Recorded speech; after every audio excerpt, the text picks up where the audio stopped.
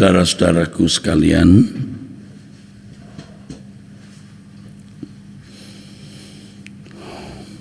selama 40 tahun lebih saya ada di pekerjaan Tuhan, di ladang Tuhan. Jadi sejak remaja menginjak pemuda, saudara,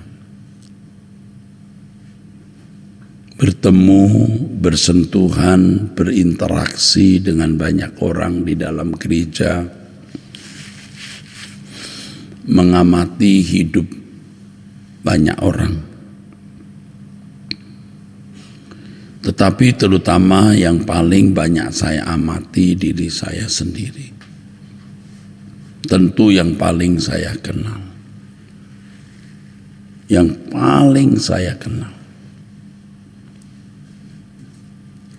Firman Tuhan itu 100% tepat. Kalau saya katakan 1000% nanti jadi lebay. Tetapi kalau bisa dikatakan 1000% itu 1000%, saudara.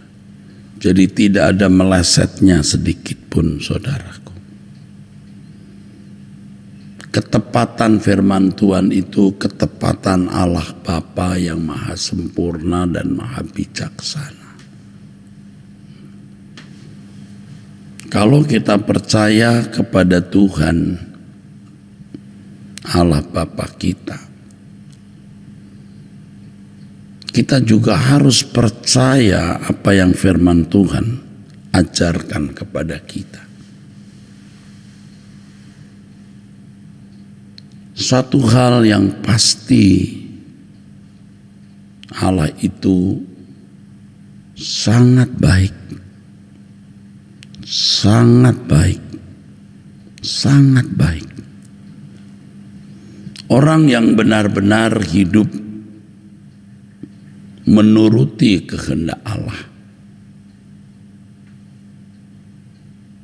artinya hatinya bersih, tidak bengkok, ya, jujur, mengalah terhadap orang lain, mengasihi musuh, tidak membalas kejahatan dengan kejahatan, bersih dalam berpikir, setia kepada pasangan hidup, hormat kepada orang tua, tunduk kepada pimpinan, taat kepada pemerintah. Pokoknya tidak melakukan kesalahan, ya, sebisa-bisanya berjuang untuk tidak melakukan kesalahan. Walaupun tentu ini juga lewat proses, ya. Orang seperti ini orang yang tidak akan dipermalukan. Yang pasti orang benar seperti ini tidak akan menjadi beban bagi orang lain.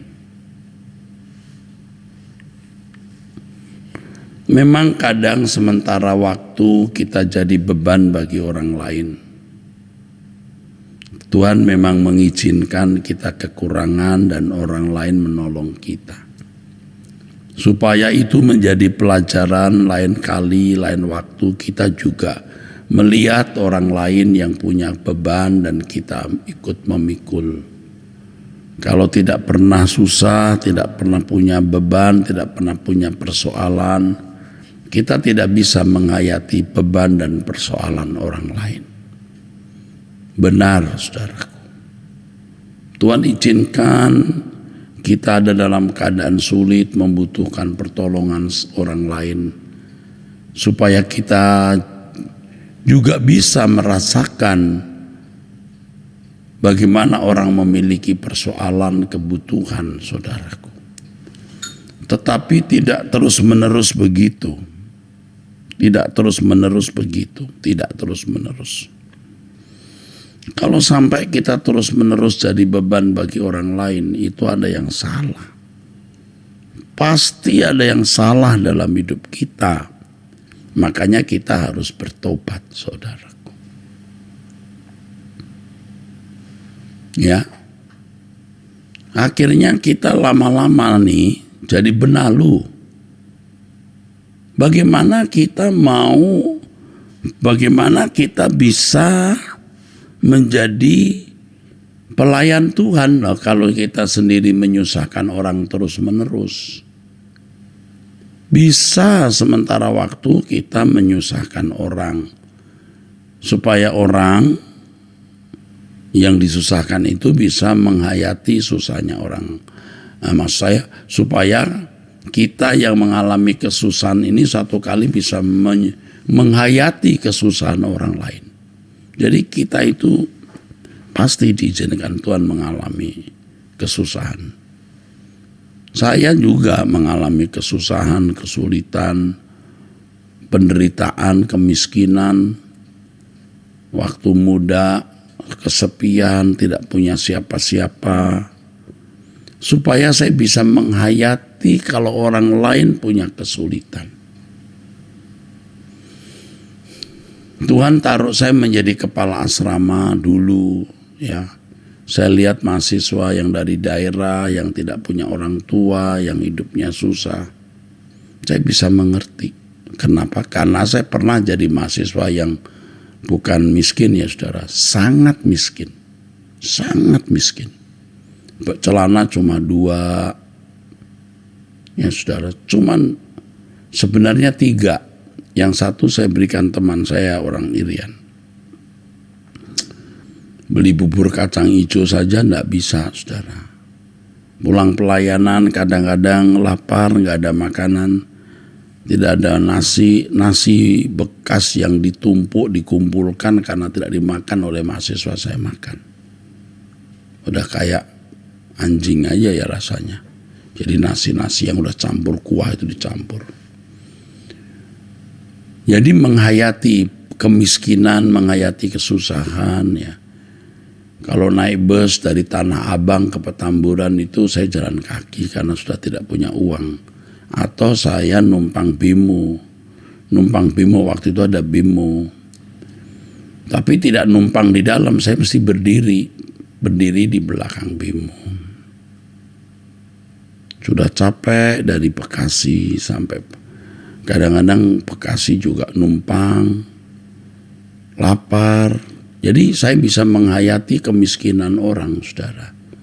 Jadi kalau sekarang menjadi ketua STT, saya lihat mahasiswa, saya bisa merasakan penderitaan orang gak punya orang tua, miskin, gak punya, ya saudara. Buku tulis saja, dulu pakai buku tulis saudara. Itu satu buku bisa 3 mata kuliah. Dari belakang, dari depan, dan dari tengah. Itu buku tulis sampai jadi 3 mata kuliah. Jadi bukan miskin ya, sangat miskin saudaraku. Tetapi saya tidak terus miskin. Tidak selalu miskin. Saya hidup juga dibantu orang. Tinggal di rumah orang. Bangun pagi saya ngepel. Nanti ngantar anaknya yang sekolah. Saudaraku, apa saja saya lakukan. Ya kalau cuma nyapu, ngepel itu mah udah kecil masalah, saudaraku. Ya. Begitu, saudara. Bisa tidur paling malam, tutup pintu pagar. Jadi susah sekali. Jadi itu membuat saya bisa menghayati kesusahan orang. Tapi tidak terus-menerus menjadi susah. Tidak terus-menerus. Saya rajin berdoa, saudara. Dan hari ini saya kecukupan dan membagi hidup saya untuk orang lain. Ya. Menolong keluarga besar, saudara-saudara, ponakan, dan siapa saja yang susah. Saya perhatikan ada orang-orang yang susah terus. Saya bantu sekali, 2 kali, 3 kali, 4 kali. Loh, ini kenapa ini manusia? Lama-lama saya tidak mau bantu, saudara. Ia tidak pernah belajar hidup. Pasti ada yang gak beres. Saya juga tanya Tuhan kalau saya gak bantu lagi salah gak nih? Bukan pelit, jauh dari pelit saudaraku. Nah, saudara harus periksa diri, kenapa Tuhan izinkan Anda kekurangan, kenapa Anda mengalami kesulitan ini, kenapa bertubi-tubi terus-menerus sampai Anda itu menyusahkan orang. Kenapa? Itu saudara harus periksa diri, harus bertobat, saudaraku. Betapa berat beban yang saya pikul hari ini, berat sekali. Banyak beban, tapi bisa menyelesaikan, bisa dilewati. Kenapa? Karena Tuhan menyertai kita.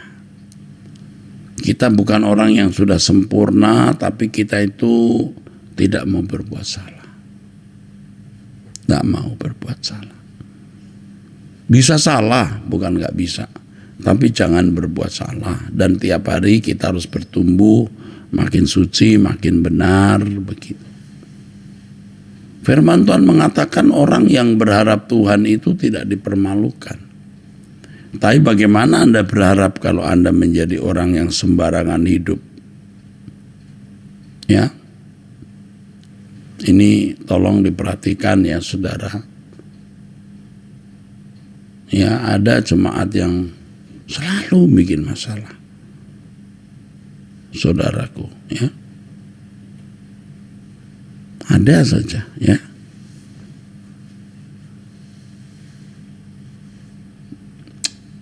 Jangan punya mental yang miskin biar kita itu miskin. Saya masih ingat waktu muda, teman saya sudah punya motor, saya nggak punya motor, pengen banget naik motor. Anda tahu, saya tidak pernah minjem motornya. Saya tidak pernah mau minjem motornya. Saya diem saja. Jadi biar kita miskin tapi nggak kampungan. Nggak pernah.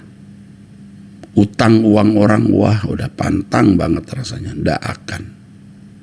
Pinjem baju orang, waduh apalagi. Biar kita baju jelek kita pakai. Mental itu penting. Ini saya mesti bagikan kepada mahasiswa-mahasiswa ya, juga kepada saudara-saudara ya. Kadang-kadang orang ya saudara sudah punya mobil, rasanya kurang bagus nih, bisa loh ganti mobil dengan cara minjem uang orang. Loh, ini mah pasti bakal jadi benalu orang-orang begini ya. Oke? Ini pesan Tuhan. Pesan Tuhan. Perhatikan untuk semua saudara. Tuhan itu hidup nyata, firman itu tepat. Tidak mungkin Tuhan permalukan orang yang benar. Hidup benar di hadapan Tuhan. Hati harus lurus, bersih. Ya, oke. Nanti sore jam 6 ada Batak Bermazmur. Saya minta semua kita datang. Maksud saya yang bisa datang. Ya. Di Mall Arta Gading lantai 5. Saya mengundang saudara karena itu akan menjadi saat yang memberkati saudara. Tuhan mengurapi pemberitaan firman dan puji-pujian. Oke, mari kita berdoa. Terima kasih Bapa untuk pertemuan pada doa pagi ini. Terima kasih Bapa. Dalam nama Yesus Kristus. Amin. Sampai jumpa nanti sore jam 6, saudara.